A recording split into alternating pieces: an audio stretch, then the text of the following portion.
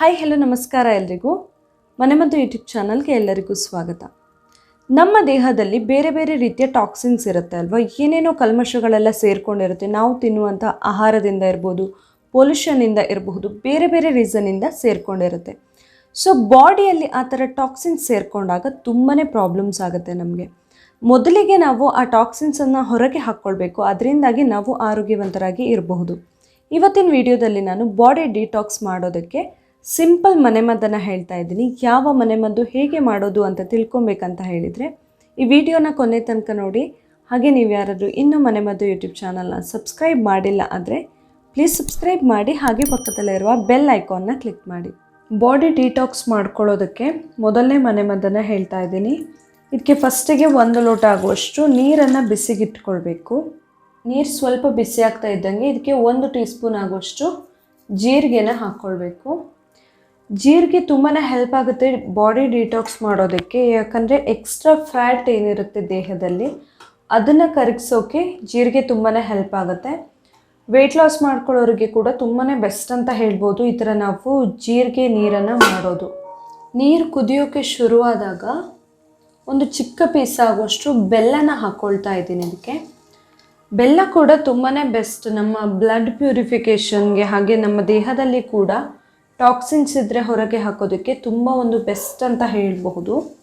ಪ್ರತಿದಿನ ಬೆಲ್ಲ ತಿಂದು ನೀರು ಕುಡಿಯೋ ಅಭ್ಯಾಸ ಇದ್ದರೂ ಕೂಡ ಸಾಕಾಗುತ್ತೆ, ಸಿಂಪಲ್ ಆಗಿ ಹೇಳಬೇಕಂತ ಹೇಳಿದರೆ. ಇಲ್ಲ ಆದರೆ ಈ ಥರ ಮಾಡಿಕೊಂಡ್ರೆ ತುಂಬಾ ಇಫೆಕ್ಟಿವ್ ಆಗಿರುತ್ತೆ. ಇದನ್ನು ಇವಾಗ ಚೆನ್ನಾಗಿ ಕುದಿಸ್ಬೇಕು. 1 ಲೋಟ ಇರೋದು ಅರ್ಧ ಲೋಟಕ್ಕೆ ಬರುವಷ್ಟು ಹೊತ್ತು ಕುದಿಸ್ಬೇಕಾಗುತ್ತೆ. ಇವಾಗ ಇದು ಸರಿಯಾಗಿ ಕುದ್ದಿದೆ. ಈಗ ಸ್ಟವ್ ಆಫ್ ಮಾಡ್ಕೊಂಡ್ಬಿಡ್ತೀನಿ.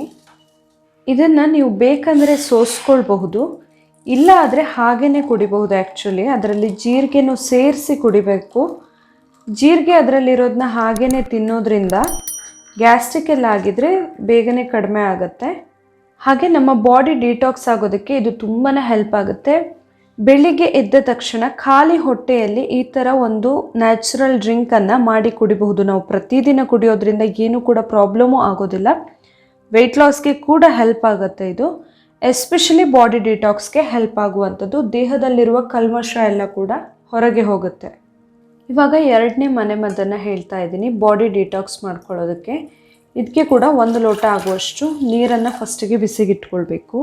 ಇದಕ್ಕೆ ಅರ್ಧ ಇಂಚ್ ಆಗುವಷ್ಟು ಹಸಿ ಶುಂಠಿನ ತೊಗೊಂಡಿದ್ದೀನಿ. ಇದನ್ನು ಸ್ವಲ್ಪ ಜಜ್ಕೊಳ್ಬೇಕು. ಹಸಿ ಶುಂಠಿ ಕೂಡ ತುಂಬಾ ಒಳ್ಳೆಯದು ನಮಗೆ ಬೇರೆ ಬೇರೆ ರೀತಿಯ ಆರೋಗ್ಯ ಸಮಸ್ಯೆಗಳನ್ನು ದೂರ ಮಾಡ್ಕೊಳ್ಳೋದಕ್ಕೆ.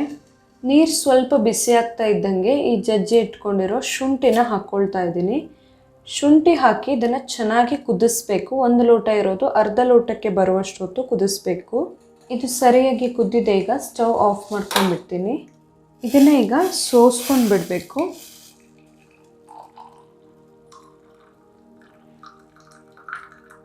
ಇದಕ್ಕೆ ಇವಾಗ ನಾನು 1 ಪಿಂಚ್ ಆಗುವಷ್ಟು ಪಿಂಕ್ ಸಾಲ್ಟ್ ಅಥವಾ ಸೈಂಧವ ಲವಣ ಅಂತ ಹೇಳ್ತೀವಿ ನಾವು, ಅದನ್ನು ಹಾಕ್ಕೊಳ್ತಾ ಇದ್ದೀನಿ. ಸೈಂಧವ ಲವಣ ತುಂಬಾ ಮೆಡಿಸಿನಲ್ ಪ್ರಾಪರ್ಟೀಸ್ ಇರುತ್ತೆ. ತುಂಬ ಆರೋಗ್ಯ ಸಮಸ್ಯೆಗಳಿಗೆ ನಾವು ಬೇರೆ ಬೇರೆ ರೀತಿಯಲ್ಲಿ ಯೂಸ್ ಮಾಡಬಹುದು. ಇದನ್ನು ಹಾಗೆ ಚೆನ್ನಾಗಿ ಮಿಕ್ಸ್ ಮಾಡ್ಕೊಳ್ಬೇಕು. ಇದಕ್ಕೆ ಈಗ ಒಂದು 5-6 ಹನಿ ನಿಂಬೆ ರಸವನ್ನು ಹಾಕ್ಕೊಳ್ತಾ ಇದ್ದೀನಿ.